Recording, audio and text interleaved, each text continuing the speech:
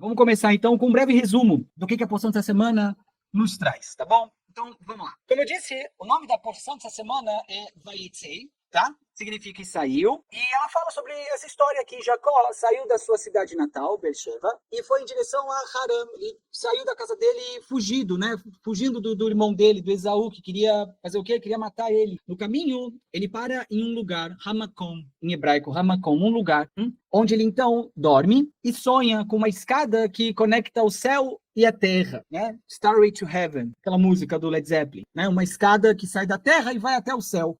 E aí ele dorme, ele sonha com essa escada que conecta o céu e a terra e anjos subindo e descendo por essa escada. O Criador então aparece e promete que a terra... Aqui já temos uma coisa importante. Ele sonha, ele dorme e sonha. Então, mais uma vez aqui a ideia de que, sabe, o sonho é algo muito importante. Todo sonho é importante.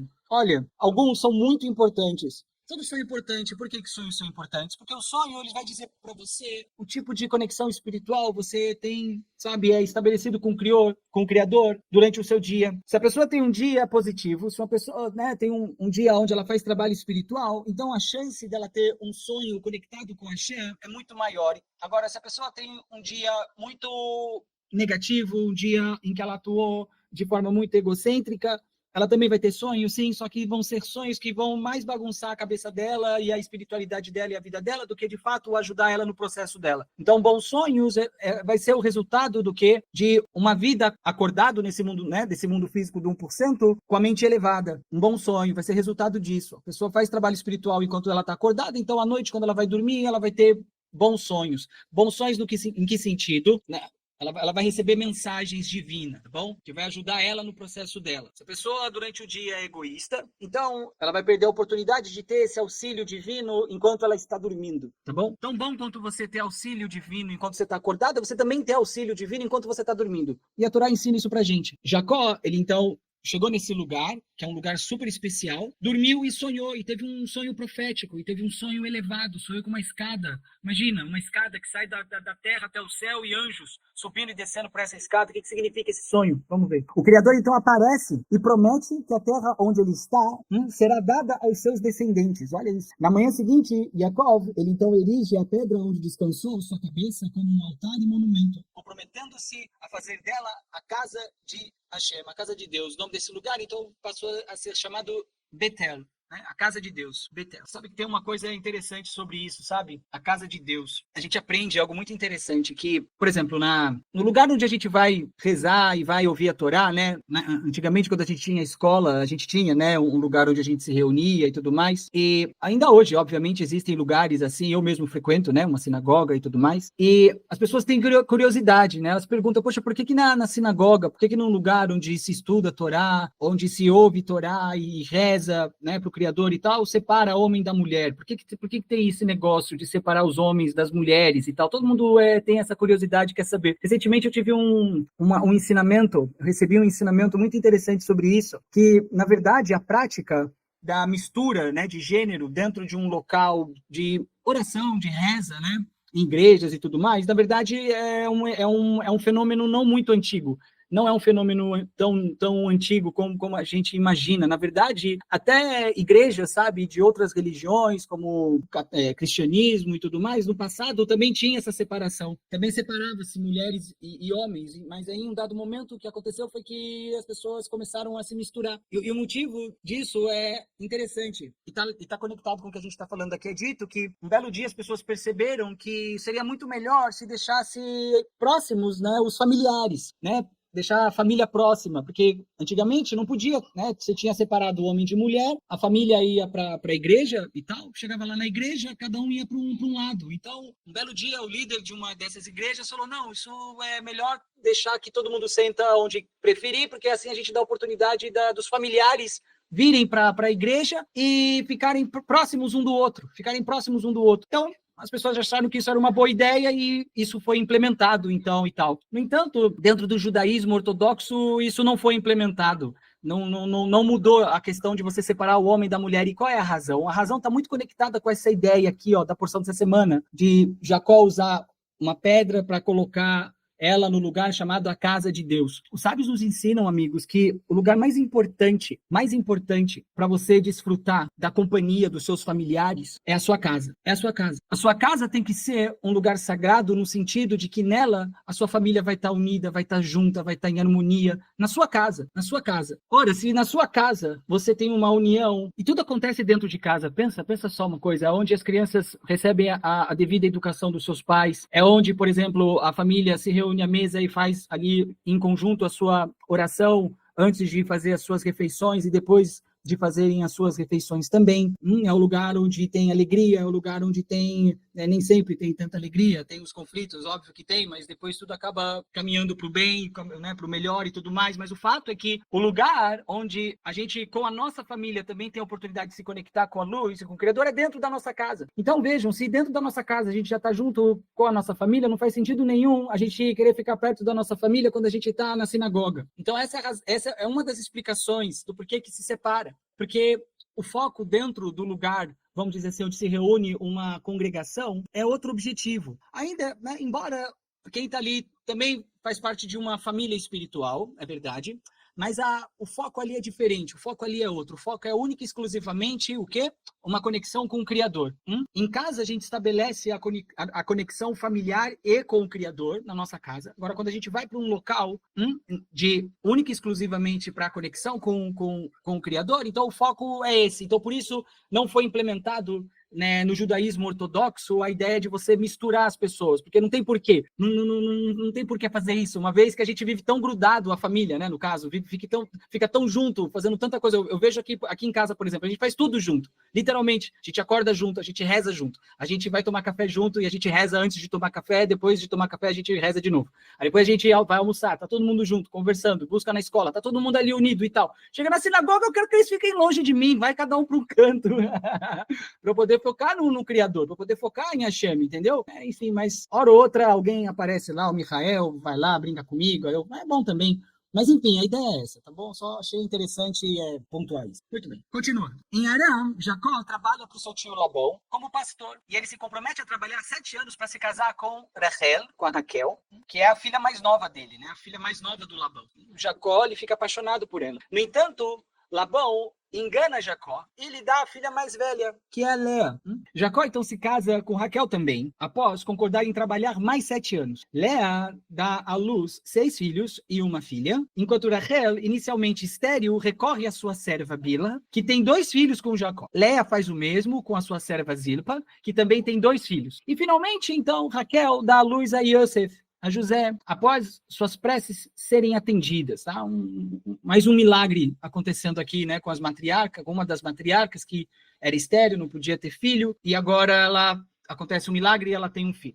Após 14 anos, então, vivendo em Haran, né, Jacó com a sua família vivendo em Haran, com o tio dele, com Labão, Jacó deseja voltar para sua terra natal, mas é persuadido pelo sogro, né, por Labão, a ficar em troca de parte do rebanho. Labão não queria que ele fosse embora, de jeito nenhum, e a gente vai entender por quê. Apesar das várias tentativas de Labão de enganá-lo, Jacó, ele prospera. Por mais que alguém tentasse prejudicar ele, não pegava. Na verdade, ele só crescia cada vez mais. Cada vez que as pessoas, né, cada vez que o tio dele, Labão, tentava enganar ele, tentava, prejudicar ele, ele crescia cada vez mais. Depois de 6 anos adicionais, Jacó então decide sair de forma discreta com sua família e propriedades. Labão o persegue, mas é advertido pelo Criador, o Hashem, em um sonho, olha aqui de novo, em um sonho para não prejudicá-lo. Sabe, olha, se você ainda não deu importância para essa questão do sonho, definitivamente você precisa dar, tá bom? Ambos fazem um pacto no Monte Galed. Quem? Jacó e Labão. Para que cada um se separe, né, não tenha ressentimentos e tudo mais, cada um vai...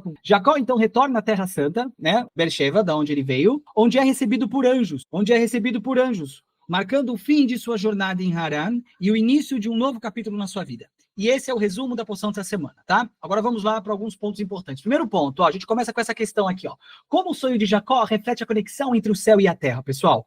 Vamos ler aqui Gênesis capítulo 28, verso 12, tá? O sonho de Jacó e a escada para o céu. A Torá diz assim, ó. Vaichalom veine sulan mutzav artzav veroshod migiam hashamaymat veinen malchem elokim olim veordim bo. E teve um sonho, e eis que era posta uma escada sobre a terra, cujo topo tocava nos céus. E eis que os anjos de Deus subiam por ela e desciam. Então vamos a reflexão aqui sobre essa passagem. Então, amigos, vejam, olha, o sonho... Deixa eu aumentar mais um pouco aqui. Então. O sonho de Jacó, descrito em Gênesis 28, 10, 22, tá? É uma das passagens mais ricas em simbolismo da Torá. Na verdade, olha, existem muitos comentários sobre isso, é até difícil escolher um, sabe? Na hora de compartilhar, a gente tem que meio que fazer um serviço de desapego também, um trabalho de desapego, melhor dizendo, devido a tantos bons comentários que nós temos dos nossos sábios de abençoada memória sobre esse momento, né? Sobre essa situação toda que envolve Jacó e o sonho que ele teve. Então, é uma das passagens mais ricas, com mais simbolismo que a gente encontra na Torá. Nele, então, Jacó vê essa escada, cuja base toca a terra e cujo topo alcança os céus,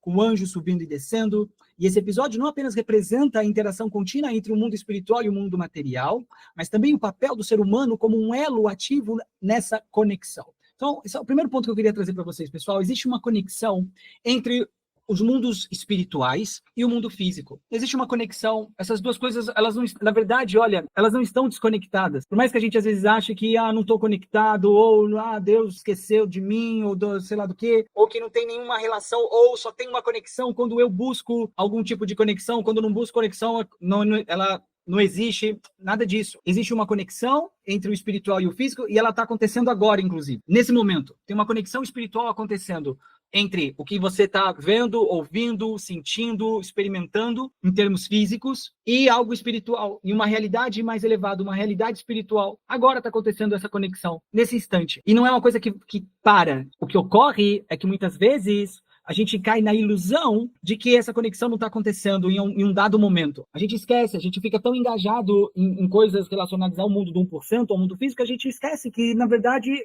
uma coisa está ligada com a outra a todo momento, a todo instante.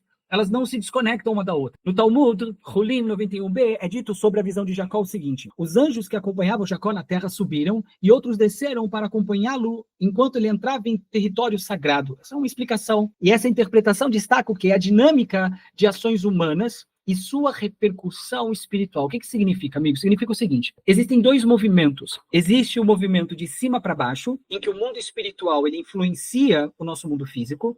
Só que, olha, para surpresa de todos, existe um movimento de baixo para cima. Existe um movimento aqui do físico para o espiritual, aonde as atividades e ações que nós realizamos aqui torna essa conexão com o espiritual ainda mais poderoso, ainda mais forte do que normalmente já é. Normalmente essa conexão ela acontece, ela existe. O que ocorre é que ou a gente está sensível a perceber essa dinâmica, ou a gente não está sensível a perceber essa dinâmica, ou a gente está sensível para entender e realmente, sabe, experimentar a conexão entre o material e o físico, ou a gente não está sensível a isso. Mas o fato é que tanto esse movimento de cima para baixo acontece, e onde a gente aprende isso na Torá? Aprende na entrega da Torá no Monte Sinai. A entrega da Torá no Monte Sinai foi um movimento de cima para baixo. Foi quando o Criador, então, fez com que a maior luz pudesse se manifestar no mundo físico. Esse foi um movimento de cima para baixo. E um movimento de baixo para cima, Yosef, quando que aconteceu? Né? De acordo com os sábios, esse movimento de baixo para cima, ele aconteceu na história que nós aprendemos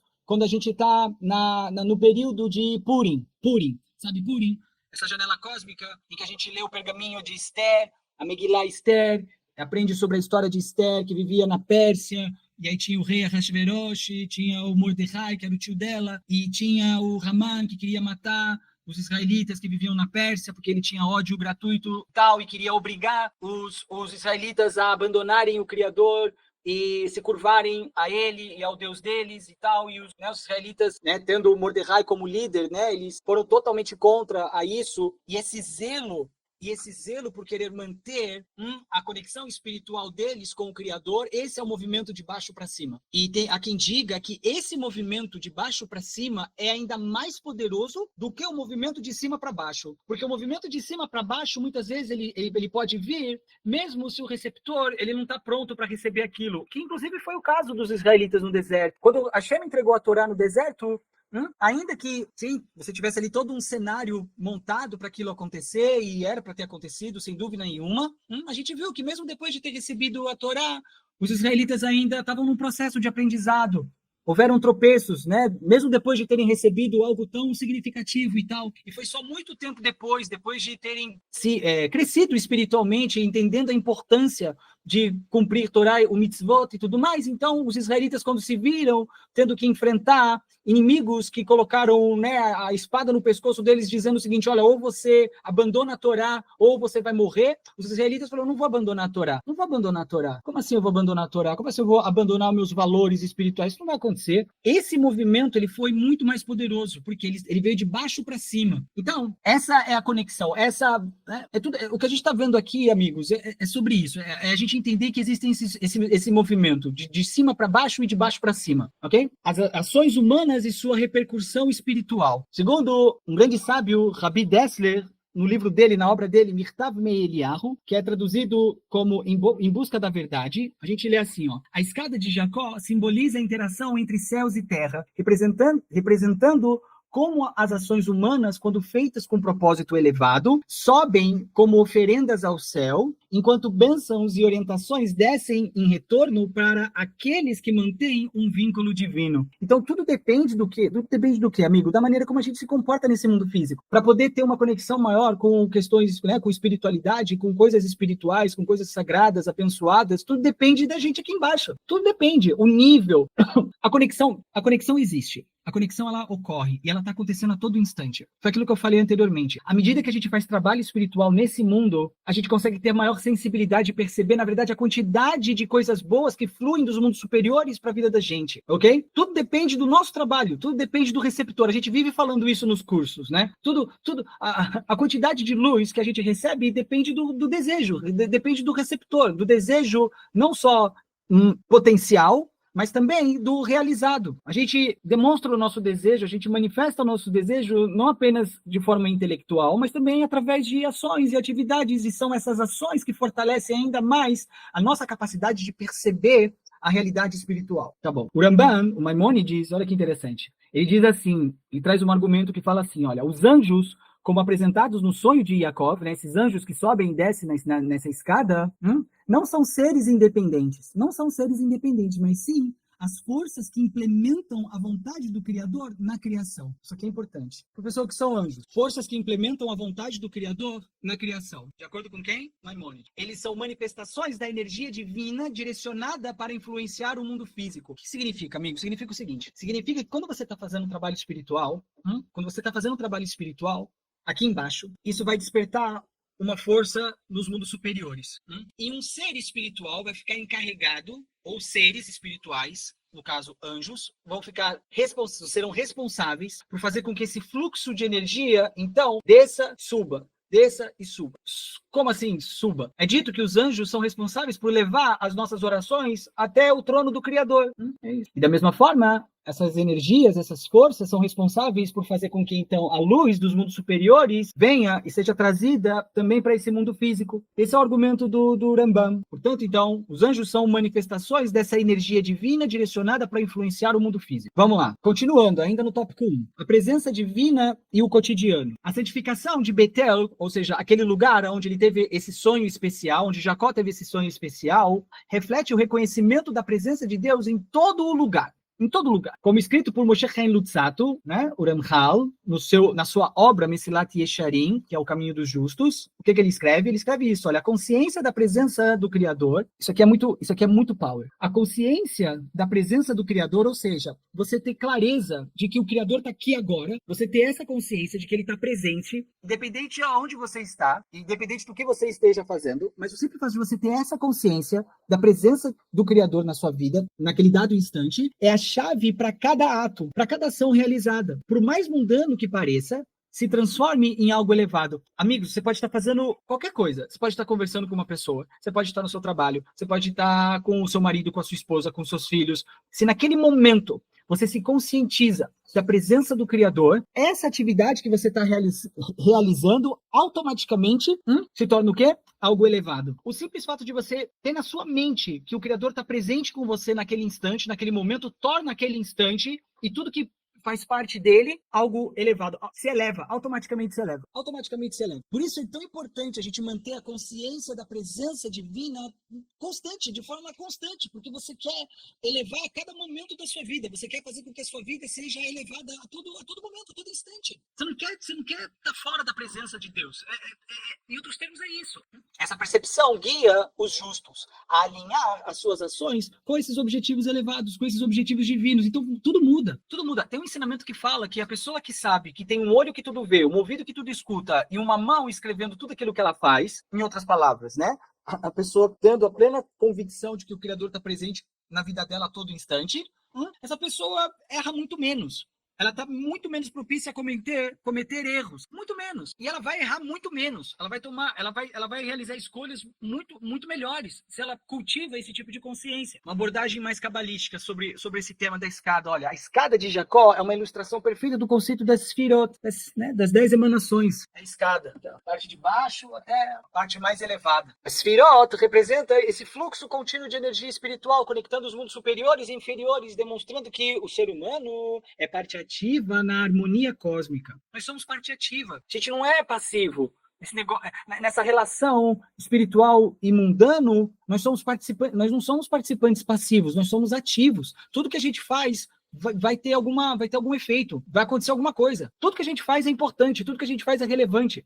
Não tem nada que a gente faça que não tenha que esteja desprovido de importância e que certamente vai resultar em algum efeito, em alguma coisa. Tudo que a gente faz vai acontecer alguma coisa. Não tem tal coisa, vou fazer, isso aqui não vai dar nada. Não, tudo vai dar alguma coisa. A Biblia Ibn Bakuda, na sua obra Sharh HaBitachon, o portão da confiança, ele enfatiza. Isso aqui é muito sério, presta atenção. A confiança plena no Criador, a confiança plena de que o Criador participa integralmente e a todo instante naquilo que eu faço, em todos os momentos da minha vida. Essa confiança plena em Hashem é o alicerce para perceber que todos os eventos, sejam eles favoráveis ou desafiadores, são parte de um plano divino maior. Em outras palavras, o cultivo da consciência da presença constante do Criador é a peça-chave e determinante e mais importante de todas, para quê? Para que a gente perceba que tudo que acontece com a gente tem providência divina. Tudo faz parte de um plano maior. Assim como Yaakov, devemos cultivar essa certeza de que o Criador está presente em todas as nossas jornadas, em tudo aquilo que a gente está fazendo. O sonho de Yaakov nos ensina que o mundo espiritual está profundamente entrelaçado com a realidade terrena. E esse relato é um chamado para vivermos conscientemente, reconhecendo que cada ação tem o potencial de impactar os reinos superiores e trazer santidade ao nosso cotidiano, tá bom? Vamos à prática aqui, ó. Prática. Primeira coisa, consciência espiritual diária. Inspirado pelo conceito de Itbodedut, do grande cabalista, sabe, o Rabi Nachman de Breslav. O que é Itbodedut, professor? Que palavra de vício, eu não sei o que é isso. Itbodedut é uma oração espontânea, tá bom? Eu já falei sobre isso em outras aulas, mas para refrescar a sua memória, Itbodedut é uma oração que você realiza espontaneamente, sem um livro de reza. É aquele momento de conversa aberta com o Criador. Tá bom? Isso é Itbodedut. É um conceito trazido por esse grande sábio, Rabi Nachman de Breslov, tá? Então, consciência espiritual diária diz o quê? Diz para que você realize esse esforço consciente para reservar um tempo diário para você contemplar, para você orar, para você conversar com o Criador. Por quê? Porque isso ajuda a reforçar essa conexão interna com o Criador e, como consequência, fazer com que a percepção da presença do Criador constante na sua vida ocorra cada vez mais. Por isso que é importante orar, por isso que é importante rezar, meditar. Você tem um horário fixo para fazer isso, porque isso vai ajudar você a fortalecer essa consciência de que o Criador está comigo agora. Aconteceu uma coisa ruim, o Criador está comigo. Bateram no meu carro, o Criador está comigo. Eu ganhei um presente, o Criador está comigo. Tudo. Impacto das ações. De acordo com a ética dos pais, Pirkei Avot, cada pessoa é vista como um suporte para o mundo. Portanto, cada ato, por menor que seja, reverbera na criação inteiramente, sublinhando a importância de viver com intenção e consciência. Amigos, olha, tem pessoas que fazem coisas e que são notórias. Sem dúvida, tem pessoas que, poxa vida, olha, tem um alcance muito grande das suas palavras, da sua voz, para milhares de pessoas e tal. E isso é, Baruch Hashem, muito bom, muito bom. Só que a gente tem que saber que a coisa mais simples é tão importante quanto. A gente não pode cair no erro de achar que pequenas ações que nós realizamos de gentileza, de amor ao próximo, de tolerância. É muito importante e pode ter um efeito tão grandioso e tão poderoso quanto uma ação que tem uma proporção, vamos dizer assim, maior. A gente aprende na porção de semana algo muito interessante, que Jacó, ele amou Rachel, primeiramente, ele quis casar com ela, ele trabalhou 7 anos por ela, depois que acabaram os 7 anos, no dia do casamento dele com ela, embaixo da rupá, ele casou, e quando ele descobriu, quando ele viu, na verdade, era com a irmã dela, com a Leia. Como isso foi acontecer? A gente sabe, né, que o Labão, o sogro de Jacó, foi quem decidiu trocar as meninas, né, na hora ali do casamento. Só que tinha um problema muito grande, que Labão talvez não tenha pensado, que Jacó podia descobrir ali na hora, e isso trazer uma vergonha muito grande para a filha dele, no caso Leia, podia trazer uma vergonha muito grande. E não apenas isso, os sábios ensinam que, sabendo da natureza enganadora do seu sogro, Yaakov, ele fez uma senha. Ele fez uma senha com Raquel. Ele falou, olha, seu pai é muito doido. É capaz de, na hora do casamento lá, ele mandar outra pessoa no seu lugar para casar comigo. Então vamos fazer o seguinte, vamos fazer uma senha, que aí lá na hora da rupá, eu vou falar essa senha e você vai responder com algum sinal, você vai, sei lá, você vai estalar o dedo assim. E aí eu vou saber que é você, entendeu? Só a gente vai ter essa senha, ninguém vai mais saber. E aí na hora que eu falar a senha, você faz, ok? E aí eu vou saber que é você e não vai ter problema. Raquel, ela já sabia então que o pai dela estava com esse plano de trocar ela com a irmã e tal, e então, olha a situação da Raquel, ela quer casar com Jacó, mas ela tem que obedecer o pai dela, mas sabe qual foi a maior preocupação dela? Não deixar a irmã dela se envergonhar. Então o que Raquel fez? Raquel foi lá e falou a senha para a irmã. Falou, olha, quando chegar lá na hora, o Jacó vai falar a senha, e você tem que fazer isso aqui, ó. Uma coisa simples. Simples. Aparentemente, o que é um estalar de dedos, né? Uma ação simples, mas uma ação simples feita com um amor incondicional. Dito que Raquel estava 100% disposta a abrir mão, sabe, do casamento dela, para a irmã dela. Irmã dela. A gente vê hoje no mundo, sabe, famílias brigando assim, irmão brigando com irmão, irmã brigando com irmã, por tanta coisa útil, boba. E aqui a gente tem um exemplo da Torá de um amor incondicional entre irmãs, onde uma irmã estava 100% assim, já disposta a abrir a mão do amor da vida dela, para que a irmã dela não se sentisse envergonhada no momento que estivesse lá em cima, falasse a senha e ela não soubesse. Olha o exemplo que a Torá traz pra gente. E é dito que exatamente por causa dessa atitude dela, ela teve o mérito, então, de ter filhos. Isso é uma coisa. Sobre o patriarca Abraão também é dito algo muito semelhante, que quando ele recebeu os anjos na sua tenda, né, quando ele recebeu aqueles 3 anjos, a gente viu isso algumas semanas atrás, que ele recebeu 3 anjos, então ele recebeu bem aqueles anjos e preparou comida para eles, né, manteiga e leite e tal. É dito que pelo fato de Abraão ter dado para aqueles anjos leite e manteiga ali na refeição e tal, no futuro, o povo de Israel teve o mérito de receber o maná que caiu do céu, o maná sagrado, pelo mérito de Abraão, porque Abraão fez uma ação simples, que foi dar uma boa comida para os seus visitantes, que por mérito de Abraão, pelo fato de Abraão ter recebido bem aqueles anjos, com o seu melhor, lá na frente, lá no futuro, os israelitas então puderam se alimentar com o pão que caía do céu. De novo, uma ação que, sei lá, você pode achar que não tem tanto valor assim, mas o que a Torá está explicando para a gente, amigos, é que por mais simples que seja a sua ação, ela repercute, ela vai ter repercussões, vai acontecer coisas que você não vai nem acreditar no futuro, por causa de uma simples ação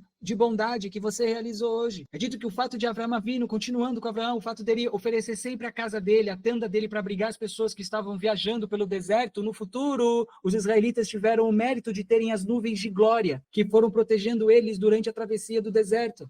Nos ensina os nossos sábios de abençoada memória, que foi pelo mérito de Abraão Avino, do Abraão. Ele acolhia as pessoas, para tirar as pessoas do calor, do deserto, para ficar ali na tenda dele, no fresquinho. Por causa disso, os filhos de Abraão, no futuro, os israelitas, tiveram as nuvens de glória que protegiam eles no deserto, trazendo refrigério, trazendo proteção. Olha só, tá bom. O que é isso aqui? Cada pessoa é vista como um suporte para o mundo, portanto, cada ato, por menor que seja, reverbera na criação inteiramente, sublinhando a importância de viver com intenção e consciência. Espaços sagrados, eu falei isso na semana passada, mas eu vou reforçar hoje, porque acho que alguns de vocês ainda não entenderam. Você tem que ter um espaço especial para poder se conectar com o Criador. Considere como seus ambientes diários podem ser transformados em locais de santidade, tá bom? O conceito de Gashmiut Shenit Kadesh. Significa materialidade santificada é você ter um espaço físico dedicado ao Criador, a sua conexão com o Criador. Nos lembra de que mesmo as atividades mais mundanas podem ser elevadas quando realizadas com propósito divino. Tá bom. Segundo tópico, questão. Em que medida o amor... Alguém tem alguma pergunta sobre o tópico 1? Antes de entrar no tópico 2, eu queria ouvir vocês. Se alguém quer perguntar alguma coisa, pontuar alguma coisa, acrescentar alguma coisa, fiquem à vontade. Um de cada vez. Não? Tá bom. Então eu vou seguir. Tópico 2. A pergunta. Em que medida o amor e a dedicação de Jacob no serviço a Labão podem inspirar a nossa própria ética de trabalho e paciência? Então essa é para você que está com problema no trabalho, hein? É que eu sei que tem gente que tá passando por dificuldade no lugar de trabalho, hein? O que a Torá quer dizer para você? O que o Criador quer que você saiba? Então, em Gênesis 29:20, a gente lê assim, ó. Vai avô de Jacob, Rachel Sheva Shanim, Vayivuz Veinav Kayamim Achdim, Be'achabato Otam. Assim serviu Jacó 7 anos por Raquel.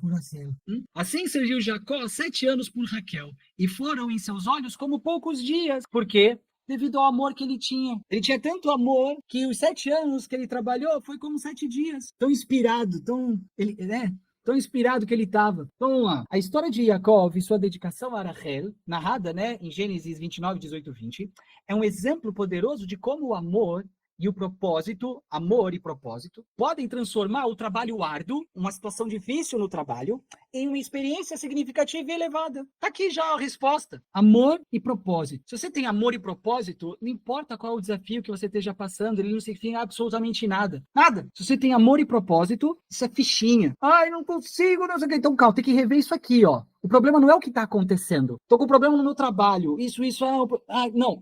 O problema não é o problema. O problema é se tem isso aqui e isso aqui. Porque se tem isso daqui e isso aqui, então não tem problema. Não tem problema que permaneça, não tem problema que consiga tirar você do eixo. Sua conexão é muito maior do que aquilo que está acontecendo lá, que está te deixando aflito, aflita, etc. Amor e propósito. Se o amor que você sente naquilo que você faz é grande e verdadeiro, e você sabe que você está fazendo aquilo que você veio no mundo para fazer, ou você está conectado com o seu propósito, então não existe nada que pode te deixar abalado. Não tem problema que aconteça no seu ambiente de trabalho que pode deixar você abalado. Enquanto você tiver clareza em relação ao seu propósito e você estiver fazendo aquilo que você está fazendo com muito amor e dedicação. Amor e o propósito podem transformar o trabalho árduo em uma experiência significativa e elevada. Yaakov, ao servir Labão por 7 anos para se casar com Raquel, nos ensina lições profundas sobre perseverança, ética no trabalho e a espiritualidade inerente ao cumprimento dos deveres. É só um teste para você fortalecer essas duas coisas dentro do seu ambiente de trabalho. Para você ou voltar a se conectar com isso ou fortalecer ainda mais a sua conexão, amor e o propósito. Sabe, quando a gente está desempregado, a gente quer logo arrumar um bom trabalho. E aí a gente arruma um trabalho, e a gente fica super feliz. Só que às vezes não demora muito tempo para você já começar a ficar de saco cheio daquele trabalho, tal, as pessoas ali te irritam, o chefe te irrita, tudo te irrita. O problema não é as pessoas e o trabalho, o que estão fazendo. O problema é o amor e o propósito, é a conexão com o amor e o propósito. Ou não tem, ou diminuiu, ou você esqueceu. Então é só você se conectar com isso, é só você se conectar com o amor e o propósito. Que você vai ver, vai tudo ficar fácil. A Torá está ensinando isso pra gente essa semana, olha só. O cara, ele viu a moça lá no poço, o Jacó viu a Raquel lá, ele falou, é ela. Ela é o propósito da minha vida, ela é o amor da minha vida. É ela. O que eu tenho que fazer? Você tem que trabalhar 7 anos. Só 7 anos? Só? Isso daí é mole. Foi lá 7 anos e foi como 7 dias. Nem viu o tempo passar. Por quê? Porque ele estava focado no quê? No amor e no propósito. E detalhe, o tio do Jacó tentou enganar ele mais de 10 vezes. Toda hora tentando trapacear ele, tentando fazer alguma coisa para atrapalhar ele e tal, para ele, sei lá, ou desistir da ideia, ou ficar reativo, ou então, mas o cara tinha tanta clareza no propósito dele, no amor. Imagina você tá num ambiente de trabalho e tem sempre uma pessoa querendo puxar seu tapete. Imagina um negócio desse. Você tá ali trabalhando e tem uma pessoa, literalmente, tem uma pessoa que tá te prejudicando, que tá falando mal de você, que tá fazendo isso, que tá fazendo aquilo, que tá querendo puxar teu tapete ali. Foi o Jacó, ué. Foi exatamente isso que aconteceu com ele. Tava nem aí, tô conectado com o amor da minha vida, tô conectado com o meu propósito, eu não tenho tempo pra ficar preocupado com você querendo me enganar, não, Labão. Meu negócio é o meu propósito, meu negócio é o meu amor, eu sei que eu tô fazendo o meu melhor, eu sei que eu tô fazendo as coisas conectado com o meu propósito, com o meu amor. Isso aí que você tá fazendo é passageiro. não tem como permanecer. Ah, isso aqui é muito incrível, gente. Isso aqui é coisa de Hashem, sabe? Isso aqui é muito legal. Tá bom. Jacó, ao servir Labão por 7 anos para se casar com Raquel, nos ensina lições profundas sobre perseverança, sobre ética no trabalho, espiritualidade, inerente ao cumprimento dos nossos deveres. A melhor forma de você fazer um bom trabalho, amigos, é você permanecer conectado com o amor e com propósito. A ética do trabalho e o propósito divino. Olha lá, continuando. O texto bíblico, a gente lê exatamente. Jacó amava Raquel e disse, eu a servirei por 7 anos. Eu servirei 7 anos por Raquel, a sua filha mais nova. E Jacó serviu 7 anos por Raquel, mas parecia-lhe como poucos dias pelo amor que ele tinha por ela. Esse relato encapsula a ideia de que quando há amor e propósito, o esforço é percebido de forma leve. Você está entendendo isso? Você está entendendo o que eu estou falando? Isso aqui é incrível. Isso aqui é incrível. Não tem como você não ficar com o seu ânimo, sabe? De eu quero trabalhar ainda mais. Porque você, sabe, lembra daquilo que realmente importa. Bem, olha o que o Rabbi Dessler, na obra dele no Mirtav Me'Eliyahu, né? De novo eu trouxe ele de novo aqui, porque é muito bom, viu? O verdadeiro trabalho espiritual reside em realizar ações com intenção pura e amor ao próximo. Jacó exemplifica isso, transformando 7 anos de serviço em um ato de devoção e crescimento pessoal. Sabe, quando está muito preocupado somente consigo próprio, aí acaba esquecendo isso aqui, ó. E Pirkei Avot também reforça essa ideia. Diz assim, aquele que se esforça na Torá não encontrará muitos obstáculos. O esforço constante traz alegria e recompensa. Essa ética, quando aplicada ao trabalho físico e espiritual, reflete-se no comportamento de Yaakov, que persistiu em meio às dificuldades e enganos de Labão. Isso aqui, gente, é algo que eu fico assim, sabe, é perplexo. Porque existe isso. A gente teve oportunidades em outras aulas, sabe, de eu falar assim com todas as letras. Existem pessoas cujo interesse é não ver você evoluir. Existe, sim. E olha, é providência divina, inclusive, que ela existe. É a forma que o Criador encontrou de fazer com que você volte a se conectar com aquilo que realmente importa. A gente esquece. Na prática. Tem mais coisa aqui? Calma aí. Acho que tem mais coisa. Ah, tem mais coisa aqui, ó. Ainda o tópico 2, ó. O amor como força transformadora. Olha aqui, ó. O amor de Jacó por Raquel não é apenas romântico, mas simboliza um compromisso profundo e um modelo de perseverança. É o segredo da perseverança. As pessoas não sabem como ser perseverante. Como eu posso ser perseverante? Você tem que amar. Você tem que ter amor. A pessoa que tem amor, ela é perseverante. Ela não vai deixar uma lachonará fazer ela ficar fraca, ou triste, ou desanimada de ir para o trabalho. O fato de existir uma pessoa no trabalho que está querendo te prejudicar para uma pessoa que quer ser perseverante e tal, isso não é nada. Como apontado pelo Ramchal, ele diz assim, ó, no Caminho do Justo, o amor verdadeiro não é medido pelo que é recebido, mas pelo que é dado. Como eu sempre falei, o amor é uma via de mão única, não é uma via de mão dupla. A gente nunca tem que estar preocupado com quanto as pessoas amam a gente. Se a gente quer medir a quantidade de amor na nossa vida, a gente tem que esquecer o que as pessoas fazem por nós. A gente tem que esquecer, não é assim que se mede amor. Quanto de amor eu tenho na minha vida, sempre vai ser o quanto de amor eu dou, nunca o quanto de amor eu recebo. Jacó, ao dedicar 7 anos de sua vida a um objetivo tão significativo, demonstra que o sacrifício por algo elevado é uma das formas mais puras de servir ao Criador. Olha que legal, muito bem. Superando obstáculos com paciência. Apesar dos enganos de Labão, Jacó permaneceu firme em sua dedicação. E esse comportamento está alinhado com os ensinamentos do Rabi Bahia Ibn Pakuda, nos deveres do coração, vovô televavô, ele diz o quê? A paciência e a perseverança são virtudes essenciais para o crescimento espiritual. Tem que ter paciência, tem que ter perseverança. Isso é alcançado quando a gente se conecta com o nosso propósito e com o amor.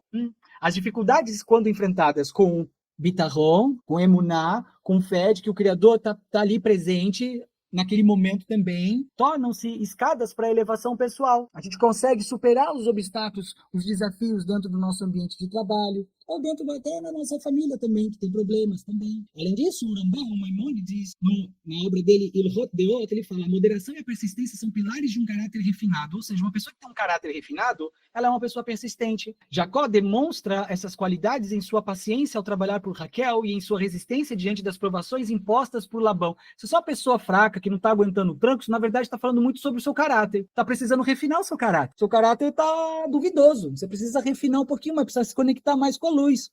Pois é. Ah, tô sem paciência. Caráter tem que refinar mais o caráter. Tô sem resistência. Tem que ter um caráter mais refinado também. Então, qual que é o propósito do trabalho na prática? A dedicação de Jacó nos ensina que o trabalho, quando realizado com amor e propósito, né? Você nunca mais vai esquecer isso. Você nunca mais vai ter problema no seu trabalho depois de hoje. Nunca mais. Pode se tornar um meio de crescimento espiritual, como conclui o Ramchal. Cada tarefa que realizamos, se feita com a intenção de cumprir a vontade divina, eleva-nos e santifica o mundo ao nosso redor. Quando você vai trabalhar com essa consciência, você já está fazendo tudo aquilo que você tem que fazer e deve fazer para tornar o seu ambiente de trabalho um lugar mais elevado. Só de você fazer isso. O exemplo de Jacó nos inspira a abordar nossas responsabilidades com paciência, amor e determinação, lembrando que o propósito divino pode ser encontrado em todos os aspectos da nossa vida. Aqui é uma foto da escada do Jacó. Ele está dormindo aqui aos anjos e tal. Tem um cara sentado aqui. Quem é esse cara aqui, hein? Pode falar, Maria. Professor, no caso, o propósito que o senhor fala, não é aquele propósito que todo mundo fala que a gente tem que ter na vida, não, né? Nesse caso, por exemplo, o propósito aí de Jacó, ele tinha o propósito de se casar, né, com Raquel. Exatamente. Por exemplo, vamos supor que você começa a trabalhar. Quando você começa num trabalho, você tem um propósito dentro daquele trabalho. Qual que é o seu propósito? O meu propósito é fazer a contabilidade do escritório. Meu propósito é fazer a parte jurídica da empresa. O meu propósito na empresa é varrer o chão. O meu propósito é ser o professor da escola da Kabbalah. Esse é o meu propósito, é o que eu estou fazendo aqui no meu trabalho. Esse é o meu propósito. Eu tenho que estar conectado com o meu propósito. Esse é o meu propósito. Eu tenho que estar conectado com o meu propósito e eu tenho que fazer o meu propósito com o quê? Com amor. E o que é amor? Amor é uma coisa que é uma via de mão única. Amor é aquilo que eu faço pelo outro. Eu tenho que estar conectado com o meu propósito e eu tenho que estar conectado com o amor. Lembrando sempre que o Criador participa de forma ativa e a todo momento em tudo que eu faço dentro do meu ambiente de trabalho, tá bom? Ficou claro? Claro, tudo bem. Na prática, então, antes da gente ir para o terceiro tópico, trabalho com propósito. Encontre significado no trabalho que você faz. Conecta com o seu propósito dentro do seu trabalho. Conectando suas ações diárias aos seus valores e objetivos de vida. Resiliência nas adversidades. Cultive a paciência e a resiliência em situações desafiadoras, lembrando-se do exemplo de Jacó. Lembra de Jacob, lembra que ele trabalhou 7 anos por Rachel. Relacionamentos significativos, valorize os relacionamentos em sua vida, nutrindo-os com amor, genuíno e dedicação, assim como Jacob fez por Raquel. Tá bom. Questão para discussão agora. Vamos entrar no terceiro tópico, hein? Antes da gente encerrar. Como a bênção que veio à casa de Labão por causa de Jacó nos ensina sobre a providência divina e a influência positiva que podemos ter ao nosso redor. Olha que incrível essa parte aqui, pessoal. Gênesis 30, 27 fala assim, ó.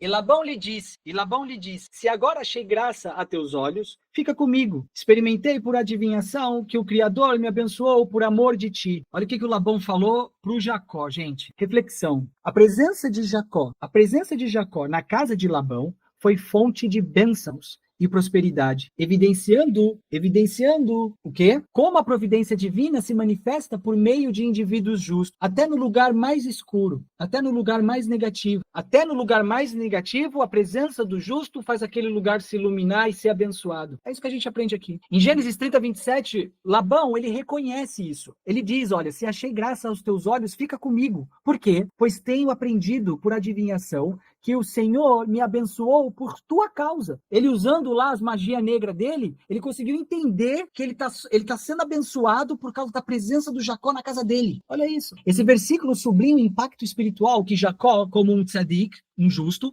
trouxe ao ambiente, demonstrando que a presença de alguém alinhado à vontade divina beneficia todos ao seu redor. Então olha o que a gente aprende, olha, sobre a providência divina por meio dos tzadikim, por meio dos justos. Rabbi Dessler, na obra dele, Mirtav Me'Eliyahu, ele diz sobre isso que, quando uma pessoa justa age em conformidade com a vontade de Hashem, com a vontade de Deus, a influência dele, espiritual, transcende o seu ambiente imediato, espalhando bênçãos e bondade. Jacó, ao conduzir suas ações com integridade, torna-se um canal para a providência divina atingir a casa de Labão.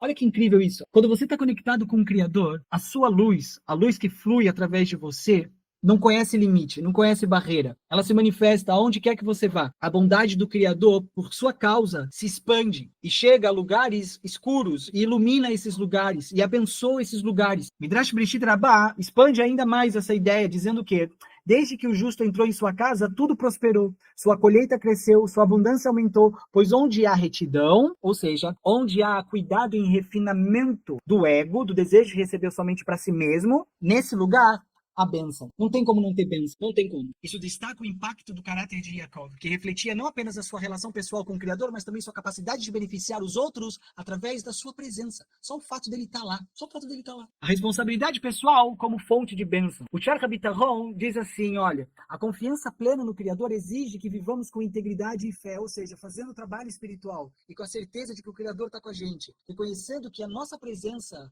onde quer que seja, e as ações que a gente realiza, são instrumentos pelos quais a bondade de Hashem pode ser revelada no mundo. Você é um instrumento do Criador. A luz do Criador se manifesta através de você, quando você está fazendo o trabalho espiritual da maneira adequada. O Criador usa você para fazer com que a luz dele se propague no mundo. Tal era a conduta de Jacó, que trouxe prosperidade ao ambiente onde ele vivia. Incrível. De forma semelhante, o Ramban ensina na obra dele, os justos influenciam aqueles ao seu redor, não apenas por meio de suas palavras, mas pela conduta exemplar. As pessoas olham para você e falam, caramba, olha que comportamento exemplar esse cara tem. Por que ele é assim? O que ele faz? O que esse cara tem visto? O que esse cara tá lendo? Quem que ele segue no Instagram? O que ele tá fazendo? Por que ele é assim tão diferente? Que luz é essa que emana da face dele? Como é bom ouvir ele falar, como é bom estar perto dele, como é bom estar próximo e aprender dessa pessoa e estar na presença dele e que tal? Por quê? Porque a pessoa fica inspirada, ela quer saber mais. Ela colhe em você, né? E ela é abençoada por causa disso, porque ela está próxima de você, ela fica abençoada também. Jacó, com seu caráter justo e sua paciência, demonstrou como uma pessoa pode ser um agente da providência divina. Ser um canal de bênçãos, amigo. O que significa? O exemplo de Jacó nos ensina que cada indivíduo tem o potencial de ser uma fonte de bênçãos. Mekor Haim, uma fonte de vida, em seus próprios ambientes. Como destacado no caminho do justo, o homem justo age como uma ponte entre o céu e a terra, um canal, canalizando bênçãos para o mundo físico por meio de suas ações retas e seu compromisso com a verdade. Tem um escritor chamado Edward Shifrin, escreveu um livro muito interessante, chama Do Infinito ao Homem. Muito, muito bom esse livro, recomendo. Ele não tem em português, mas ele traz uma perspectiva cabalística sobre isso. Ele fala assim, os justos, os tzadikim, são como condutores espirituais que, alinhados à energia divina, né? O tzadik é aquele que está alinhado com o Criador. Ele tá verdadeiramente alinhado com Hashem, com a luz. Ele está alinhado. O desejo do Criador passou a ser o desejo dele. O desejo dele e o de Deus é um e o mesmo. Então ele está alinhado com o Criador. Então, o tzadik, eles são como condutores espirituais que, alinhados à energia divina, influenciam positivamente o campo ao seu redor. Como é que eu sei que a pessoa é um justo? Ele influencia. Como? Positivamente o seu ao redor, o seu ambiente, gerando harmonia, gerando abundância. Alinhamento, então, com a vontade divina. Jacó, exemplifica a ideia de que a retidão e a fidelidade à vontade do Criador permitem que uma pessoa se torne um canal de bênção para aqueles que estão ao seu redor. Seu exemplo nos inspira a cultivar caráter e práticas que irradiem bondade e prosperidade, confiando que, por meio de nossas ações, o Criador age para um bem maior. A pessoa tem certeza, através de mim, o Criador está fazendo coisas incríveis. Não só comigo, mas na vida de outras pessoas também. Tá bom, é isso. Tem aqui os segredos da Kabbalah. Aqui eu peguei pesado, coloquei um conteúdo extremamente difícil. Tem uns diagramas aqui que eu coloquei da árvore da vida, Kabbalah ultra avançado. Isso aqui com certeza você não vai entender, tá? Mas eu coloquei mesmo assim para que você experimente um pouquinho dessa bênção que é o estudo profundo da Kabbalah. Então, fica de dever de casa. Lê isso daqui, não entender e vir me perguntar, tá bom? São 3 páginas de segredos cabalísticos aqui, tá bom? Com figurinhas e esquemas, tá? Para tentar facilitar a sua compreensão, que você não vai entender, tá? Eu já estou dizendo que você não vai entender, mas que isso não seja um impedimento de você ir lá e ter perseverança e amor em querer aprender, tá bom? Aqui tem uma revisão. E é isso. Perguntas? Alguém quer perguntar? Não tem perguntas? Tá bom. Tá bom? Espero que todos estejam felizes e satisfeitos com o que foi aprendido hoje. Eu espero que vocês possam colocar em prática muito daquilo que foi compartilhado hoje e que, Bezrat Hashem, todos nós sejamos abençoados, tá bom? Com coisas boas, só boas notícias e tudo de melhor sempre.